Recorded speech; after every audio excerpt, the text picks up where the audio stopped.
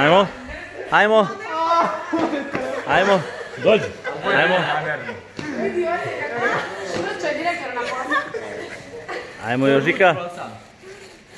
Nema se. Ma ne samo ovako bacam. Čekaj. Čekaj. I video da napravim, čekaj. Znači šta kaže Jožika, gdje je pečeno? Magnohrom Kraljevo, Jel čarobna peć. Inače peć.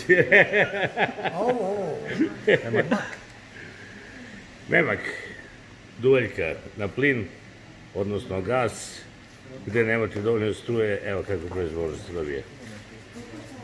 Kap.